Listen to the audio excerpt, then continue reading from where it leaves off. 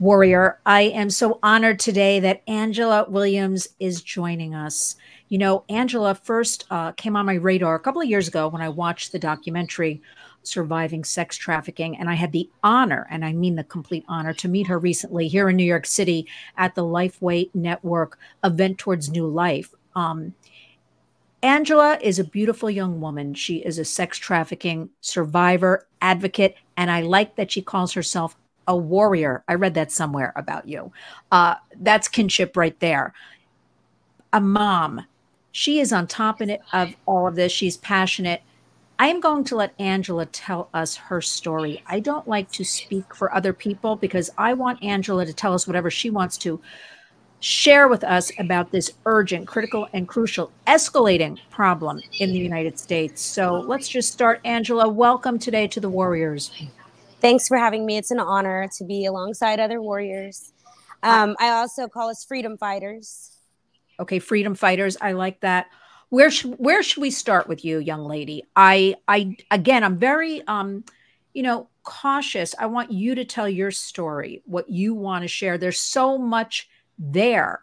So whatever you want to jump off with, let's just go for it. Well, I'll start off with she introduced me. I am Angela Williams. I'm from Houston, Texas, born and raised. I was trafficked. I was groomed at the age of 17 and trafficked when I turned 18. At that time, I was recruited by a high school friend. The high school friend of mine had a background in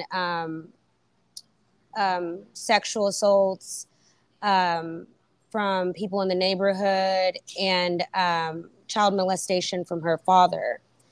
And when she wrote a letter and told us to give it to the teachers, they hushed us.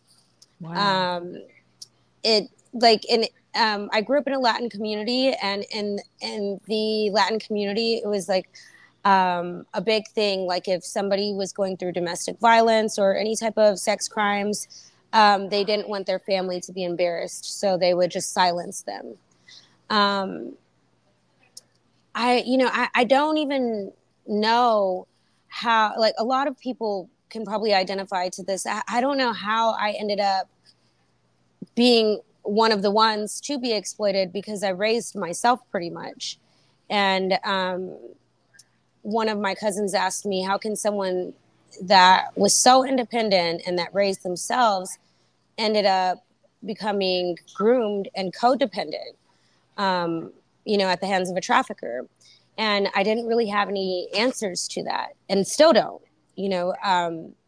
so during my trafficking experience, I was trafficked through local underground brothels by a large trafficking enterprise that owned 10 brothels throughout the city of Houston that were strategically stationed around strip clubs in shopping centers. So it was happening in plain sight. Yeah.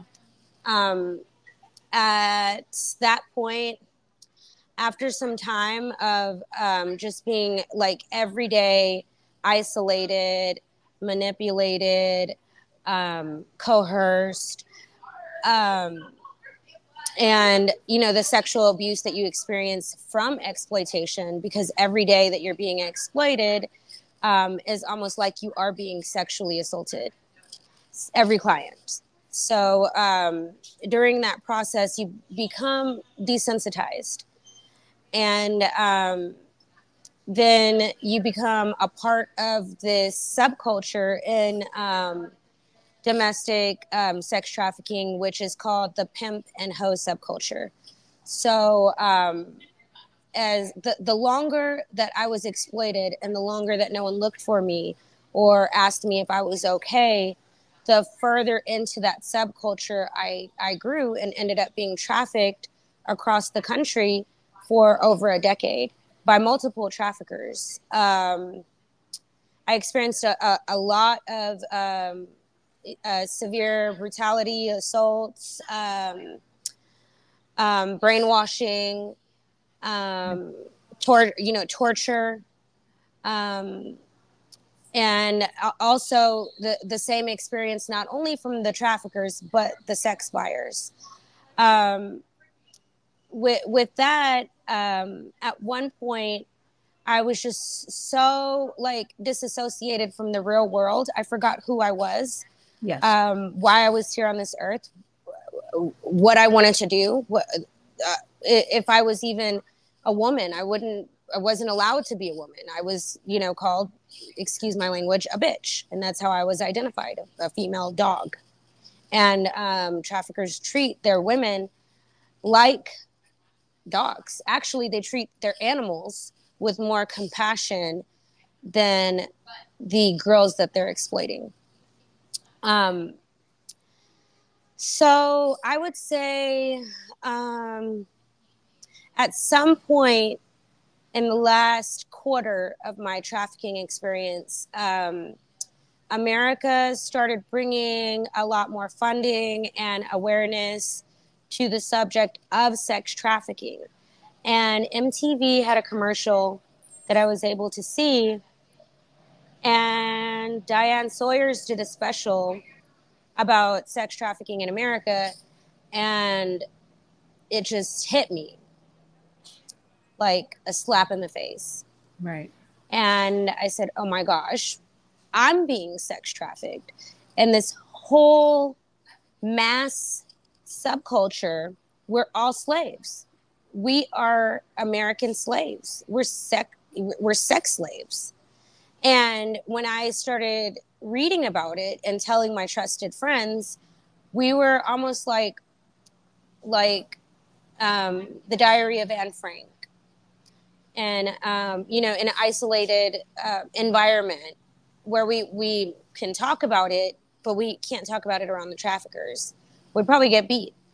We could read about it, but we can't have a physical book. So we can only read about it, online on our phones, or if we catch something on the news. But we had no way to identify ourselves, or no direction of where to go then, or where to go for help. So the subject and the topic grew and grew. And I remember watching one of those shows, and there was this superhero cop in Vegas by the name of Christopher Boffman. And he was just speaking so powerful. And he was from Vegas. And at that time, I was being trafficked in Vegas. So I gave him a call, left him a voicemail, and it was like crying from the pits of my soul voicemail, telling him I'm being trafficked. This guy, he's a producer. He's got about 50 women, and escort websites, illicit websites all over the country in every major city. I'm being pushed from, state to state, and there's other girls. Like, you have to help me. Can you please help me? Here's my number. Here's my mom's phone number. And I never got a call back. Later to find out, this cop was a narcissist, dirty cop who was working alongside with my trafficker, taking recoup from the earnings of his escort service that was legally owned and operated in the city of Las Vegas. So it was a lot to take in. So horrible. When I started realizing that this was going on through like whispers in the street, because it's a really small but big world, everyone's kind of tied in. I felt, I have no hope. I have no hope.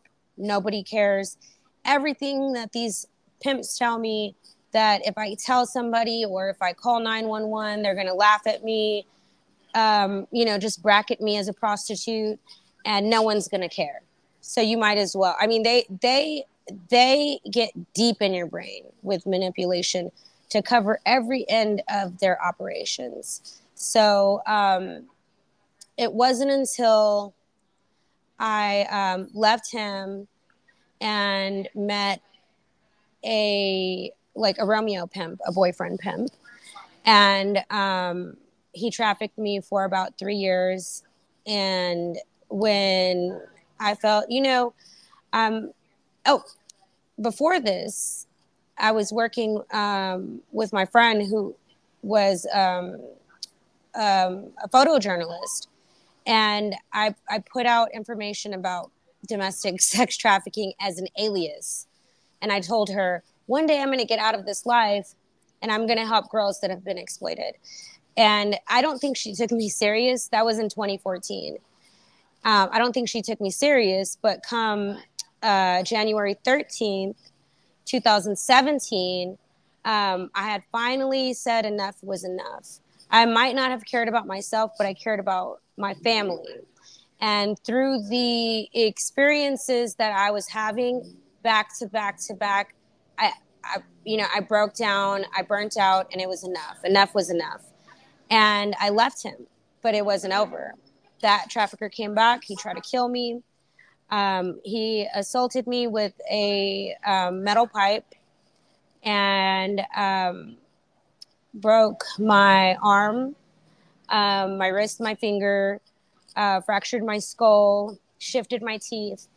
And I was beaten and beaten and beaten and until I prayed, and I had a divine intervention moment because I just started praying out loud, and I believe that's the only thing. I believe God's gave me a second chance that day.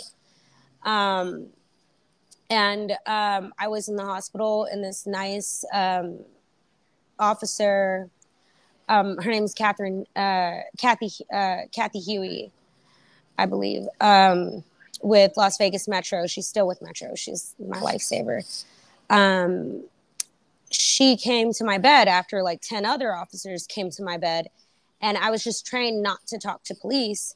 But I seen something in her that just made me feel like she cared. And she knew a lot of information about me because she did an intelligence report. And she just seemed like she cared. And it was late at night, and she came to visit me. And she was almost crying, and I was really embarrassed. And I wanted to protect my trafficker because I was still dealing with Stockholm at that time. But at the same time, I knew this was the moment that I had to come clean and let her know what was going on. So that was the end of my trafficking journey and the beginning of my advocacy. I mean, look, indeed, such a harrowing, God bless you. And even more, but Angela, that because I will repeat that, I'm very protective of anybody that's been involved in this. I see what goes on, kind of, people continue to exploit survivors. I've seen this, and I always want them, if they want to speak, to share directly from them their story and warn others. I want to step back now. When you started telling us your story, for those listening who may not realize, because a lot of girls in particular, they don't even understand they're being trafficked. I want to go back to high school. So this was another female in the school that recruited you? Yes. She was, I went to a high school. How did she do it? If somebody's listening, they're like, how does that happen? We have to pretend like what you and me know, like other people, they just don't know when I talk to them. How does one do that? How did she recruit you? My first trafficker would target girls in underserved communities. Right. And he was literally, you can never, a lot of people are saying that the minivan thing is not true. You can never count anything out. You can never count anything out because he had minivans and the ones you see on the internet, and he would get the girls that that were already groomed and all the other pimps that were trafficking with him, and they would go to malls and they would go on recruiting missions to what they call knock other girls. And they would go to the ghettos, the hoods, and they would go on recruiting missions to literally snatch girls up.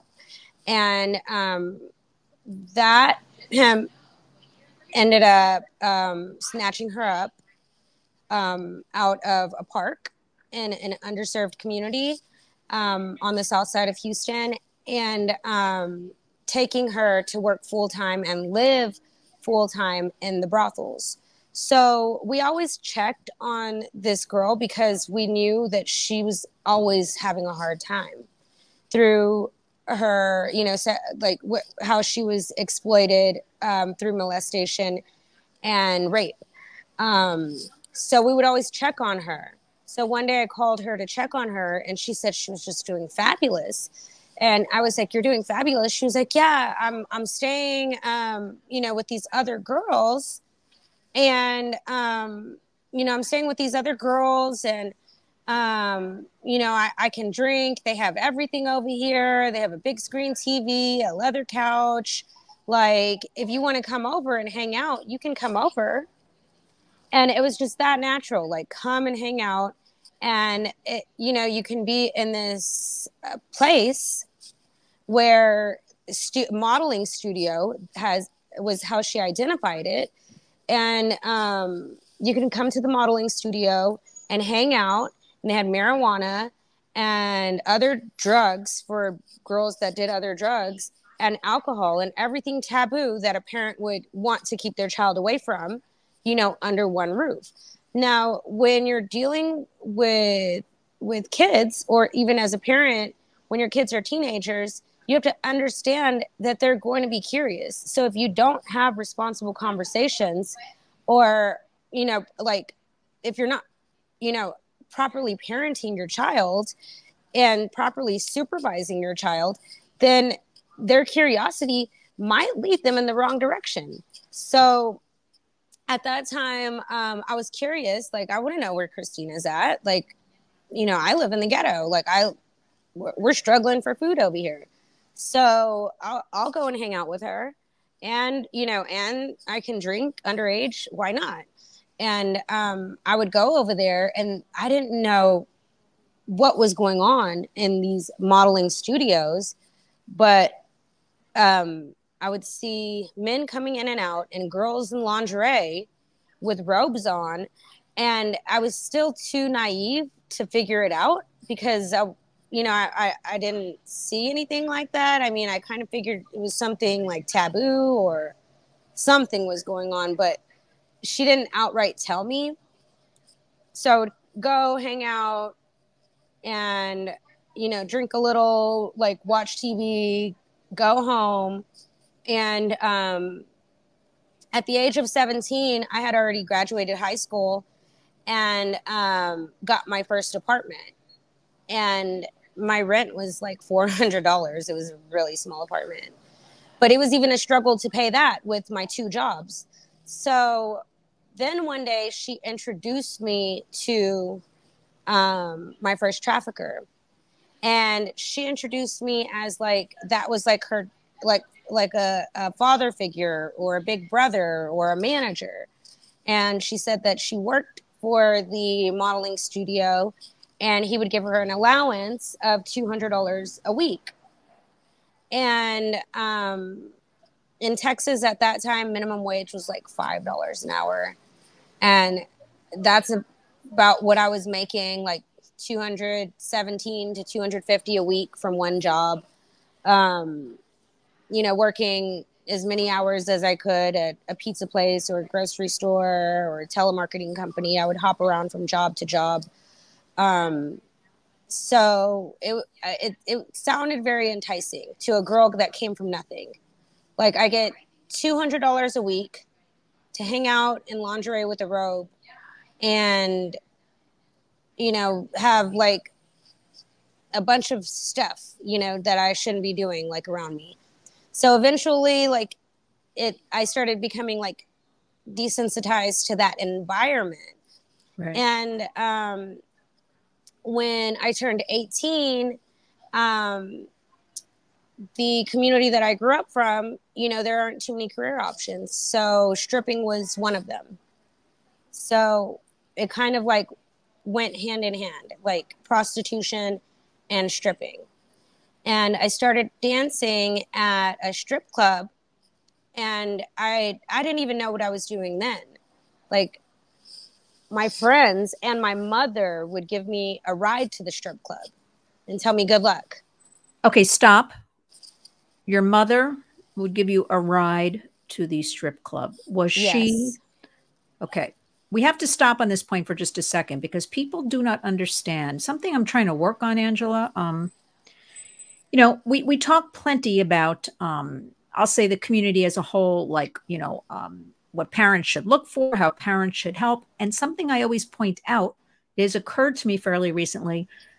That's all great, you know, talking, you know, protecting. But when you don't have parents or guardians in your own home that protect you, what can we do for these vulnerable girls and women? Like, that's what I'm trying to work on now, because your own mother was driving you to the strip club. To the strip club, telling me good luck. And she would even tell me, hey, why don't you work double shifts? Were you giving her money? You don't have to answer anything you don't want to answer. No. I'm very transparent about my trafficking experience. No. She wasn't giving me money. She was giving me advice. You want more money? Why don't you tell the manager that you want to buy a car?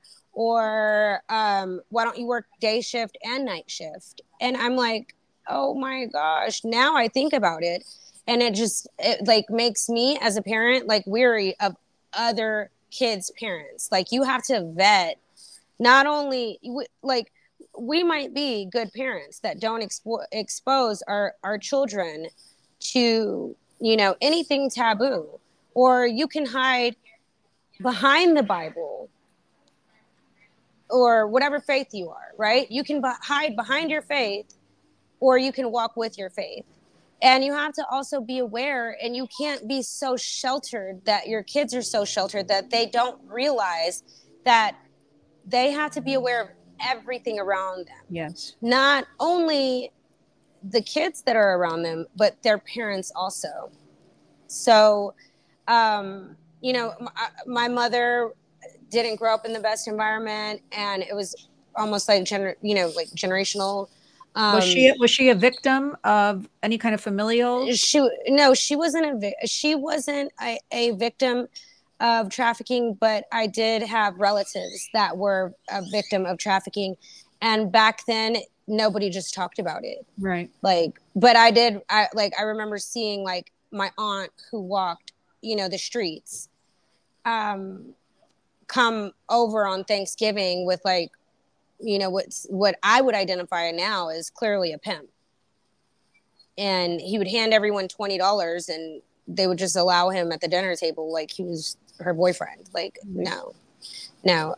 So, you know, environment is everything. And even if, like, pro-sex workers think that, you know, they're liberating themselves, I believe that they're just not at a place of healing and acceptance to what's really going on and to what they're really experiencing, because they're self-trafficking by, you know, like by survival trafficking themselves.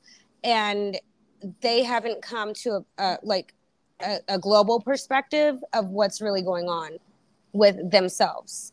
So that's how I feel about pro-sex workers. And, you know, bash me if they want, I don't care.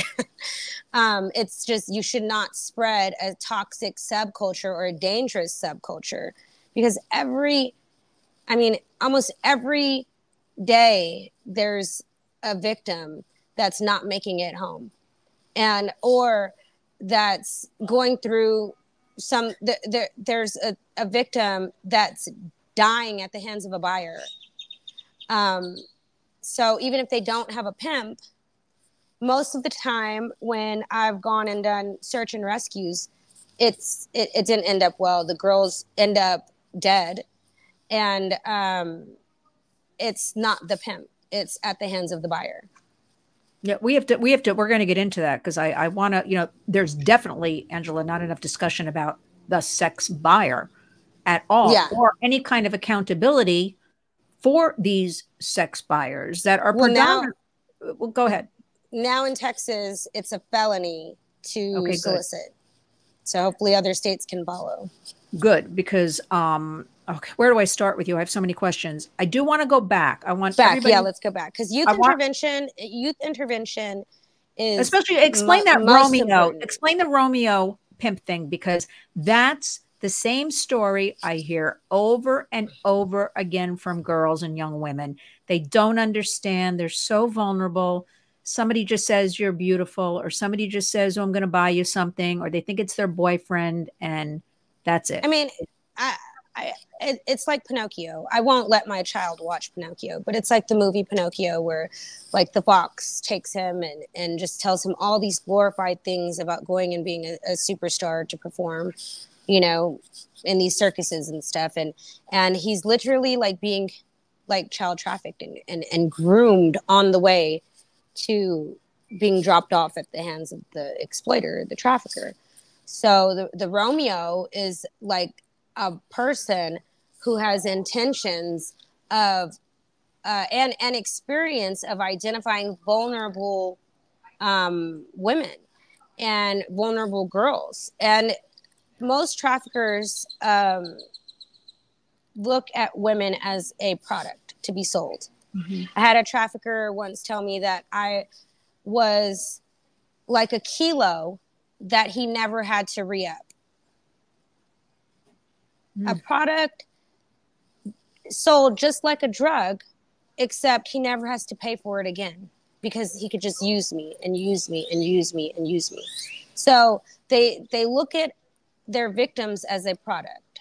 It doesn't matter what age they are, skinny, you know, large, whatever. There's surgery that can, you know, fix anything in their eyes. So they look at women as a product, and they prey upon their product. They prey upon vulnerable women, however they do. And they usually approach as like a nice prince, you know, Prince Charming, almost like a perfect gentleman, a perfect man with all the compliments. I mean, they might even see a character flaw and like Jedi mind trick you and say a girl with an imperfect smile and say, oh my gosh, I love your smile. Mm-hmm. Or, you know, a girl with an imperfect body, like, oh, you have a nice body. Like, they have all these tactics and every perfect thing to say to the person that they're going to approach. And they will go through a vetting process to make sure, you know, that the person is suitable for them to exploit. Take them out to dinner, take them out to movies. Like my boyfriend pimp had a date night on Fridays and movie night on Wednesdays. The irony is, when we would go to the movie theater, the valet driver would always like act like he'd just seen him a few hours before. And I caught on to that. Like, this is weird. There was a lot of red flags that I should have noticed. Don't ever say should have noticed. Don't ever do that. Don't go back like that. It's not good.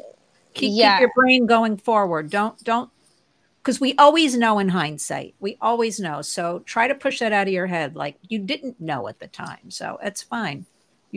Probably the valet was getting paid and he was probably showing up there like, you know, every couple of hours or whatever his schedule was with, but he was probably on the payroll. Yeah. But he's probably on the payroll, got some extra money, right? Yeah, to make him look like the man of the hour, give him a big tip, whatever. But yeah, we would have movie nights, date nights, and you thought it was a boy? You thought it was a boyfriend? Did you think that way? In the beginning, however, I was in a subculture where most of the guys that dated prostitutes were pimps or related to pimps or third-party pimps, or eventually going to end up, you know, breaking that barrier of them profiting off of what you did for a living. So at the time, I knew that he was a pimp, but I didn't, like, before whatever arrangement was made that he made easy for me to agree to, after all the date nights and cocktails and movie nights and him love bombing,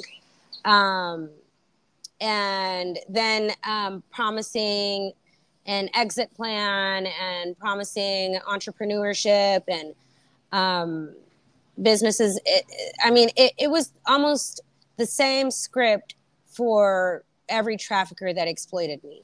Like, they all gave like empty promises, or wolf tickets is what I called them, like wolf in sheep's clothing.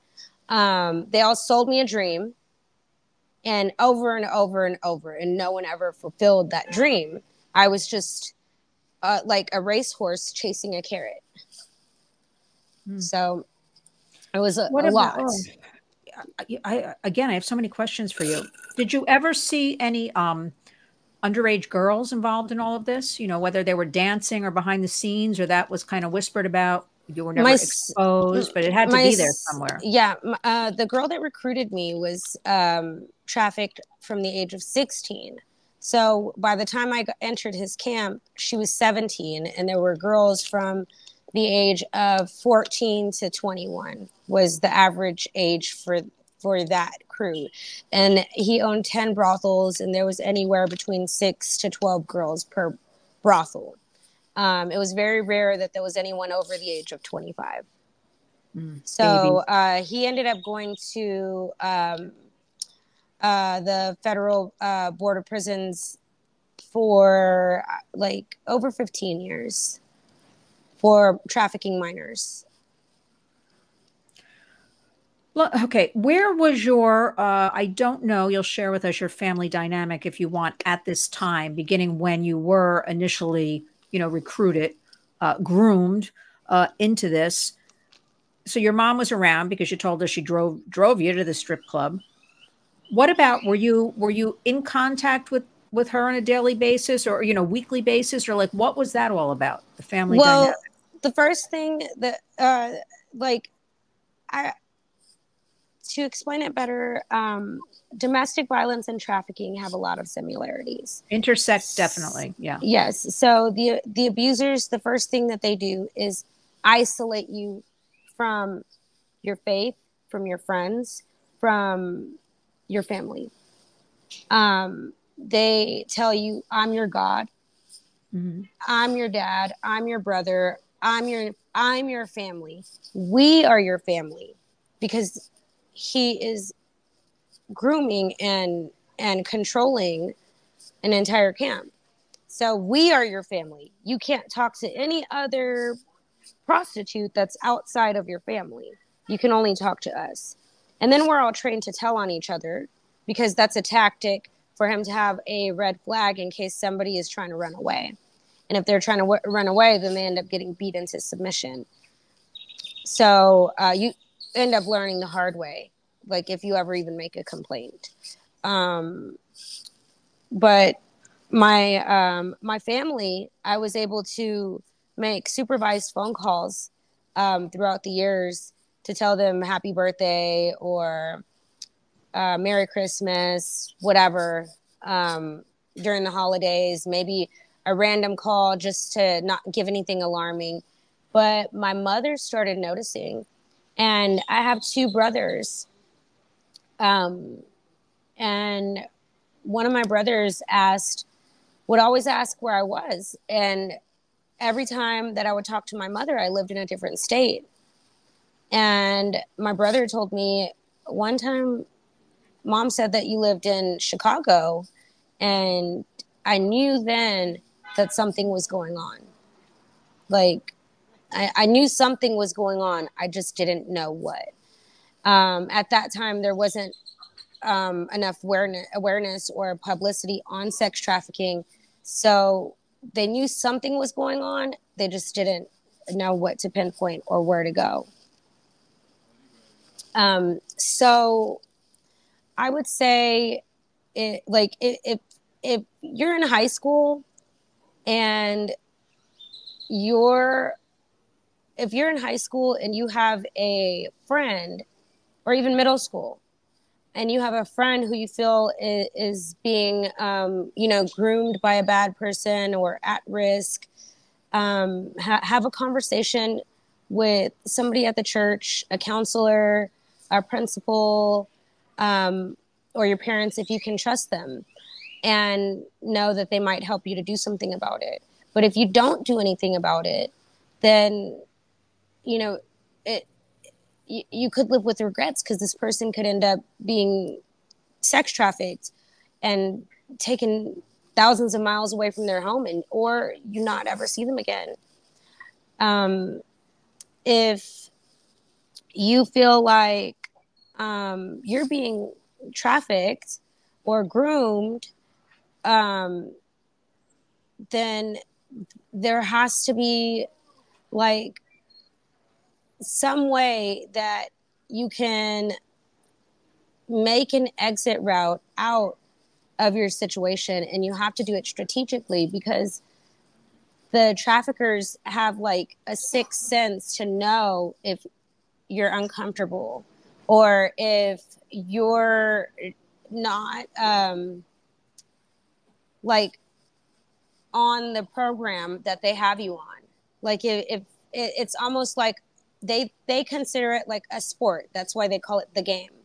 So if you don't look like you want to play basketball today and you're down and out, then that's a red flag for them.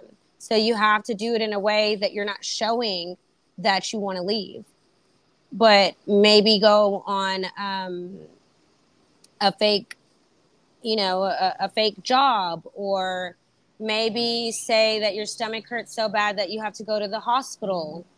Yes. That would, in my opinion, would be the easiest and safest way that you can be in a safe setting where people are trained, to help with extractions, or trained to help. I mean, there's good people everywhere. People do care. If you're in a department store, go to the bathroom, but actually go to somebody and tell them that you're being trafficked. Can you hide me in the dressing room? Can you lock me in somewhere and call 911?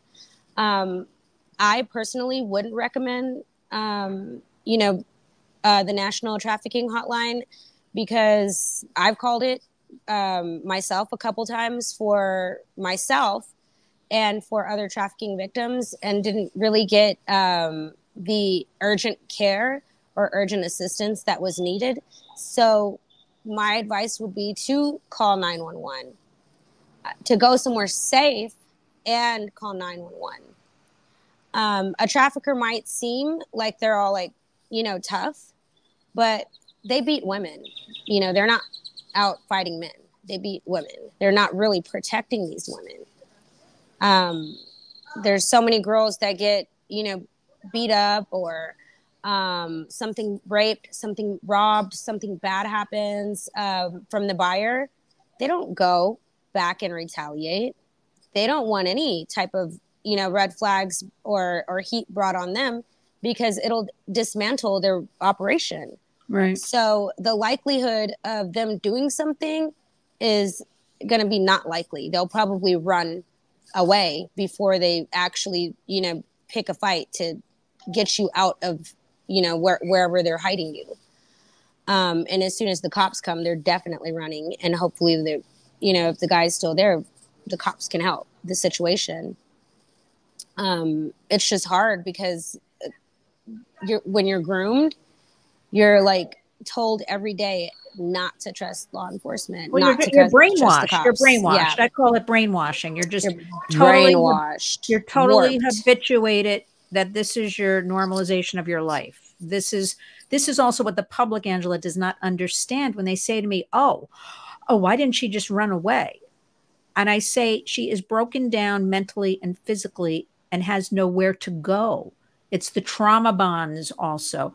It's complete trauma, psychological damage. There's invisible chains. And Exactly. I always talk those invisible chains, and it's just like domestic violence. Like, you have these invisible chains to your abuser. And even now as an advocate, like I have to learn how to not get burnt out when, I help someone, and they go back to their trafficker. Sometimes they'll go back 3 or 4 times before they really realize, like, okay, enough is enough. Actually, I was reading, if it's true or not, a couple of different studies. First of all, a couple of different things I want to mention. Most people in prostitution, there are studies from 91 to 97%. There's all different studies, but whatever, those are where the studies fall, don't want to be in the sex trade. They're forced into it, which is a definition: force, fraud, coercion of human trafficking. Again, you mentioned, I want to mention again, there's an intersection definitely of domestic violence and human trafficking, both using force, coercion. They walk hand in hand. People have to understand that. Oh, so many things, Angela. The next thing is we have to empower our young girls, engage them, educate them. They are worth so much more than this. However, we have to have a place to put them, or programs to put them in. In my dream world, Angela, I'm going to have ranches across the United States. That's so beautiful. Everybody, we're going to have animals. We're going to plant gardens because it's therapeutic to do, you know, animals, gardens. We're going to have empowerment classes. That's what needs to be done. And that's what's missing right now, a place to, you know, engage, educate, empower. We can do all that, but we got to extract people from these vulnerable situations. I'm so worried about our young girls, especially with the role of the internet and how available all this. I mean, Angela, I get things from strange men or whoever they are. Come make $800 a day. You don't. And I just got one the other day, and I said to my husband, it's like no experience necessary. You can do it from home. Now, please. If a 14, 15, 16, 17-year-old in a bad home situation gets something like that, they may answer this person, whoever this is, okay? Well, and it's a woman's name on it, but it's probably not a woman, as we know. But, like, this is how easy it is, you know? Yeah, 2 things. One of my trafficking experiences, I called an ad, and I was in a really bad situation. And I was kidnapped. I left my first trafficker and I went back to the hood, and there was this guy there, and he told me, you know, he could help me make extra money. And I said, hey, well, I did it before secretly, you know, maybe I'm so desperate for the money, maybe I'll do it again. And he was actually trying to have me go and walk the streets, the track in Washington, D.C. And I was like, this isn't your typical road trip, and I didn't sign up for this, and you told me if I wasn't comfortable to tell you. Well, he ended up trying to beat me into submission. I looked on, at the time, the back pages, and there was an ad, and it said, female owned and operated, make up to $5,000 a week. And I called the number, and that's how I got recruited to my trafficker in Vegas. That was the first connection.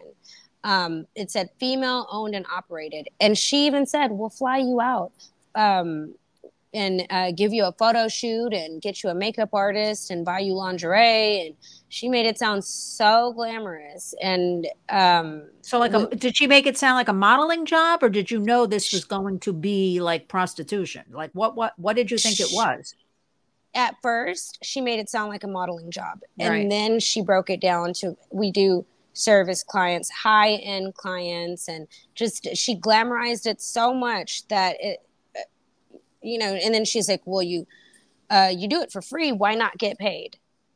Yeah. Like, and you're hearing this from somebody at your lowest point, and they know you're at your lowest point, so they're going to just bomb you with so much information that you're so confused that you end up, you know, next thing you know, you end up at a photo studio being like, that's not even the experience that you thought it was going to be, taking mail order bride pictures. Second, what did you say? There was something that you said that I wanted to speak on. Which thing? Ranches. Well, I'll leave that one. The ranches, yes. Okay, yeah. Okay. That's in my dream world that I think, where are all the women? I want to know, Angela, where are all, they call themselves feminists. I want to know where they all are across the United States. That being said, there are a lot of good women and men working on all of this, but like, you have to be more than where a are these hashtag. solutions? Where are these solutions? You have to be more than a hashtag. You have Right. to be more than a power donor. And, you know, an Instagram post. Like, there needs to be more boots to the ground. There needs to be more volunteer services, and people that are getting, you know, tens to hundreds of thousands to millions of dollars in funding, like there needs to be some type of protocol within that system to where things are being accurately reported and their reports are being vetted. Because I don't see too many people actually helping survivors that say they help survivors. I don't see it. Yeah. And there's amazing organizations that do have effective housing programs for reentry, but there's not enough. And there needs to be awareness to the fact that there is not enough safe housing. And there also needs to be awareness to the victims and survivors that you have somewhere safe to go. And these places, they're not set up like a group home.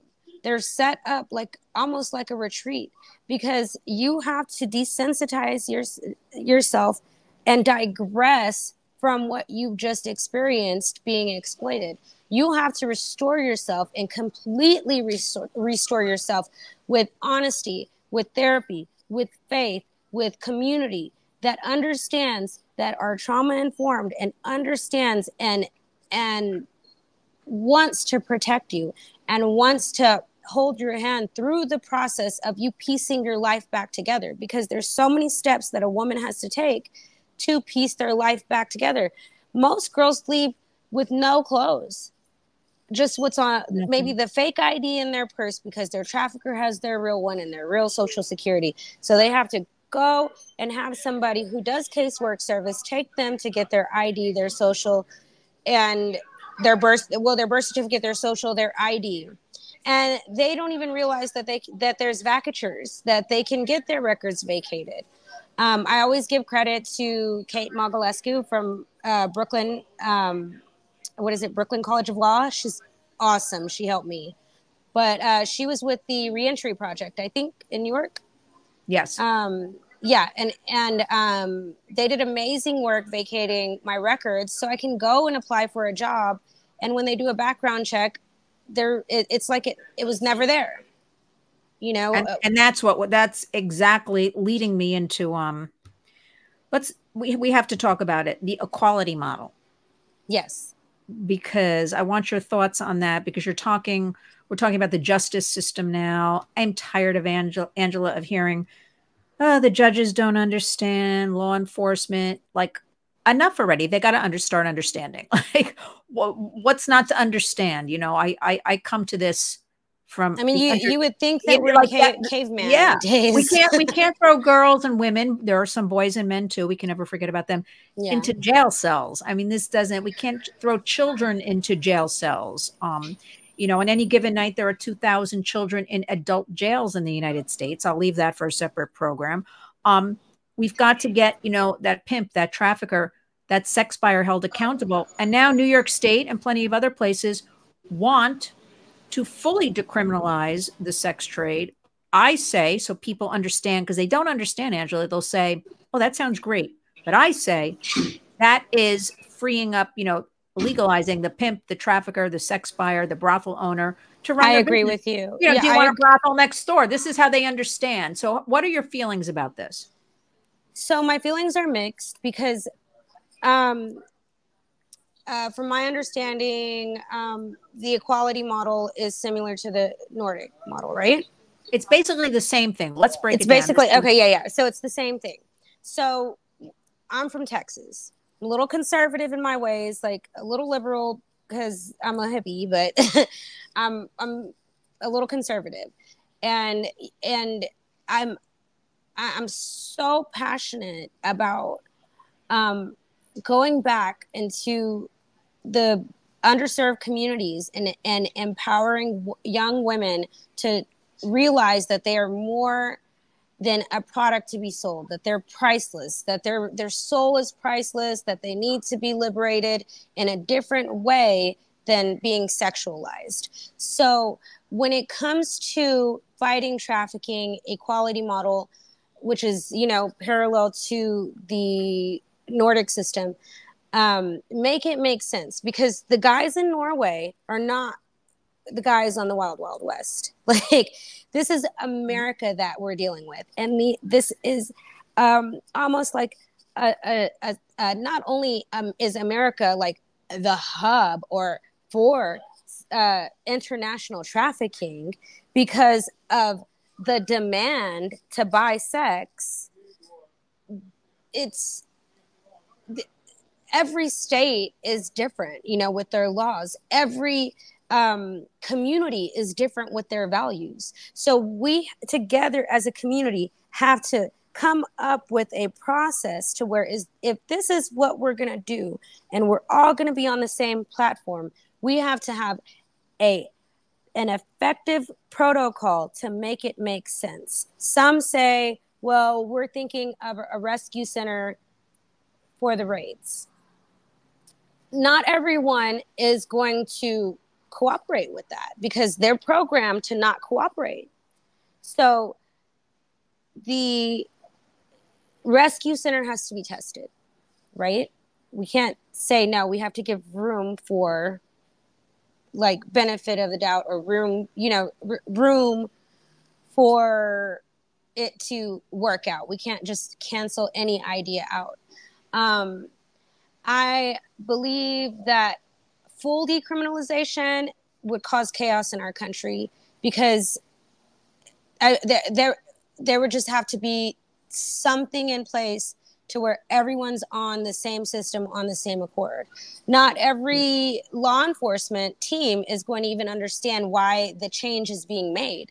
So it's going to be a work in progress, and a lot of training to be done and education to be done to the law enforcement agencies that are going to be implementing this equality model in their justice system. All we can do is pray that people come together for the sake of the victims and survivors, and to prevent sexual exploitation and minimize sexual exploitation in our country. There's so much. It's like chipping ice off the top of the mountain. I was going to say, it's like chipping away at something. Equality model, just so everyone understands, is basically providing exit services to that person prostituted if they want them, so they can get medical, psychological, a place to put their head on a pillow, a safe space, you know, food. And something also I want to point out, Angela, this is not just, you know, like somebody gets saved and then that's it. This is a lifelong, in my opinion, trauma that happens. It's a day-by-day thing. And that is why it's so important. We keep talking about it. We keep raising awareness. There has to be more monies allocated to all of this. For aftercare. Constant, like lifelong aftercare. It is so simple to be vulnerable. Here in New York, it's an average of 8 times before somebody gets out of the sex trade. They keep going back to it. So it's 8 times. Think about that. They just keep going. So people have to understand this equality model. We're not talking about, you know, people who want to go. This is at least my opinion. If you want to go and work in the sex trade and you're an adult, go do it. Like but you have to understand there is inherent violence in the sex trade. Again, there is domestic violence, to break it down. There's force fraud, that is human trafficking. To those, when I stated to you, 91 to 97% different studies, these people say, we don't want to be in this. We have nowhere else to go. We don't. It's survival trafficking. That's exactly. And we can do better. You pointed out, for our girls and women, like you know, here in New York, the whole thing is like, oh, this is good. This is the only argument, Angela. This is good to decriminalize, because, which is a word I've stepped away from lately, because everybody will say, well, that's good. It's partial decrim, because we don't want people in the sex trade to criminalize. Like I view them as, you know, victims that I want to help if they want the help. But they'll say, here's what annoys me, Angela. They'll say here in New York, oh, it's for our trans community. And I'm always like, shouldn't we want to find better and healthier jobs for our trans community. And I never get an answer back. But I go to Albany, our state capital, to lobby and work on legislation. I go to DC. They never have an answer, but they expect our trans community just to be sex workers. No. I have a trans advocate friend that I made who actually broke my transphobia. And help me understand what they go through, and they have the largest suicide rates. Yes. And she explained that when girls enter the transgender community through them going through whatever process they go through to through going through whatever process they go through to identify as a woman or a man or whatever, you know, their first career option is to be a prostitute. How sad is that, though? How sad is this? And they end up, you know, dealing with the most violence, and their suicide rate is so high that their lifespan is like, I think 26 years old or 25 years old. I forget what she told me, but it was just like horrific, like unacceptable. And most of the trans women that she knew are trying to convert back. That's what I hear as well. And certainly not enough services or even understanding of that. Understanding of that. Yeah. Thing. There's nothing. Look, the reality is, I'm going to say it, we're not stopping sex trafficking. I'll even throw in, we're not stopping labor trafficking. These are big businesses. Okay. But what we are going to do on our watch is intervene and educate and prevent new victims, but also take care and support our survivors. Our survivors. We need survivor leaders. I've never been trafficked. So all I can do is keep raising awareness, focus, and feature your voice, spread information in the media, correct information, by the way. But we need survivor leaders, survivor leader teams. Like I envision that on the ranches. You know, I have these grandiose ideas, you know. That is what resonates. You know, I can talk till I'm blue in the face at a school, but the survivor voice. And I don't think here in New York, we don't have enough survivor leaders. We have a couple that are always showcased, the same few, that's my opinion. And they're not supported or taken care of. So I don't know how that works, except we have to do better in that area and have strong survivor leaders. And you are one of those. Thank you. I never even identify myself as a survivor leader, but well, I'm calling you that because that's what you are. That's what you are. I'm an independent advocate. I have no desire to start my own nonprofit. I believe that God's told me to just back up people that are actually working and helping survivors. And if I could back up or volunteer, even help clean after events, I always offer my time, aid, or services. And I'm always, you know, on call to help with anyone who is trying to be extracted or trying to transition their life and point them in the right direction, because the government has millions and millions of dollars set aside for women who have been sexually exploited. And there's so many resources all across the country. And people don't even know that they're there for them. People don't know. People don't know at all. In the survivor leadership community, I believe that, you know, I understand that we all have to make a living, but if you put it in your heart that this is what you signed up for, you're not always going to get paid. And to empower another survivor leader or someone who's trying to get into advocacy and take them under your wing and educate them, I have amazing mentors. And they always laugh when I call them my mentors, but I'm like, I'm learning so much just by watching your day-to-day activities and what you do for the community and how you carry yourself and how you run your nonprofit and you know what you do, either lobbying laws or going to schools and doing, you know, youth outreach, or going in, you know, going in the murky underworlds and doing you know, like community outreach on the you know, like the blades where, you know, the streetwalkers walk, or going in with law enforcement to do raids and offering those services or just that help. That's what you signed up for. So you're not always going to get paid. So you don't have to worry about gatekeeping, because the more of us that there are, the more funding will be given, so people can have more of a budget to financially assist or give honorariums to survivor leaders. They don't have to feel like if there's more, then it'll get watered down, because we need more survivor leaders. We need more people voicing out that, hey, I've been there before and I can stand up and speak for the voiceless. I have a friend who just finished pre-med and graduated. I cried when I seen her graduate. She doesn't want to tell everyone her story. She doesn't want anything or anyone to know about what she's been through. She wants to go to med school and get her PhD and in neuroscience, actually. And Wow. I'm just so proud of her. But it's people like us that empower her to be a better her.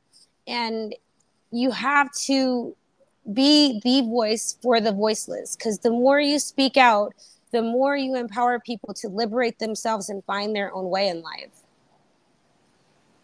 I love that. I love that so much. And passion. And you certainly, Angela, have passion. It shines through. There's a lot of passion lacking in this whole community. Actually, our Warriors hashtag is community creates change, because I believe it starts in the community, you know, in the home, in the community. And then in my world, it'll snowball out like across the whole United States. First of all, I could talk to you for hours and hours, but I know we have to finish up. So promise me you'll come back for part 2, because we have a lot to talk about. Yes. And I'm gonna have all of your information in the body of this video. Where would you like people to follow you? Or not? I'm just me. Find me. Okay. Okay. So then Well, that's good enough. They'll follow me. They'll follow me to hear you. Yes. Follow Lynn's Warriors. I do have an Instagram.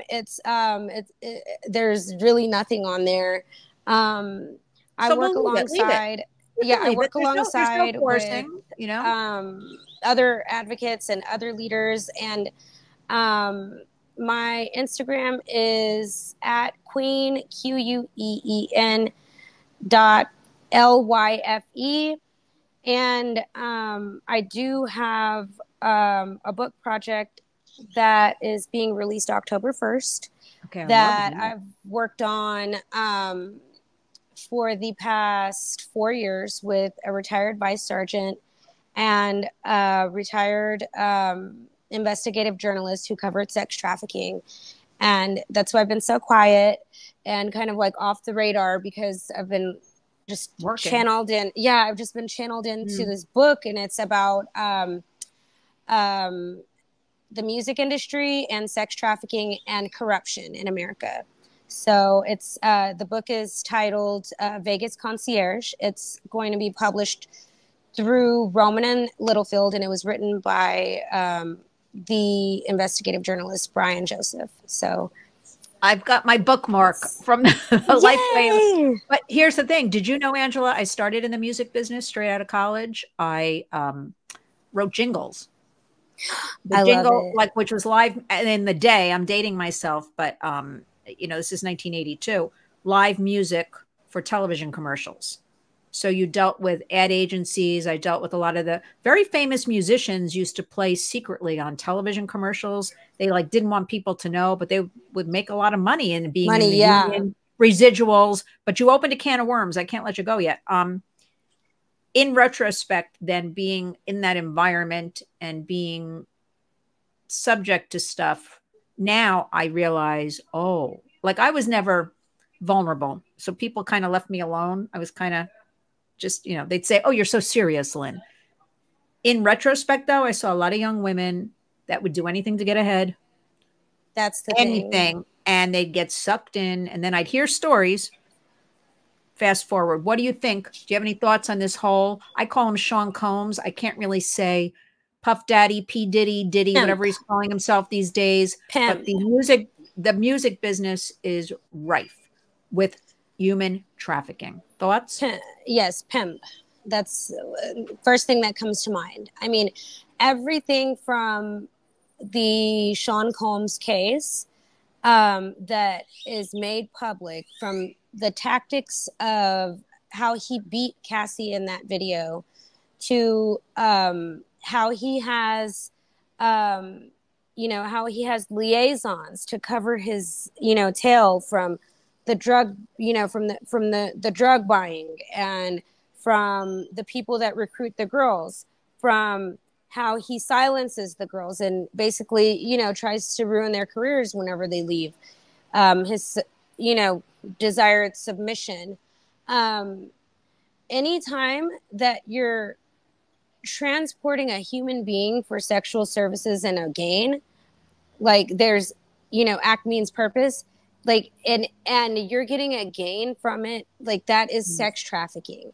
And a lot of people like victim shame until they see all these facts, and you can put it right in their face and they're like, oh, okay, I'm sorry, she was right. Like, believe the victim when they tell you. Yes. Give them the benefit of the doubt to believe that their story, no matter how nutty it sounds. Because I was trafficked, and my trafficker was using the money from a legally owned and operated escort service in Las Vegas and funneling that money through the music industry for his own narcissistic attention and clout. He was working alongside with artists like Drake, Bieber, French Montana, people that you hear about every day, Sway Lee. These are people that he was using the bloody money off of our backs to fund his participation in production of working with these people. And if they know it or not, or if they turn their cheek, that's the reality of what was going on. And he was criminally prosecuted in federal court.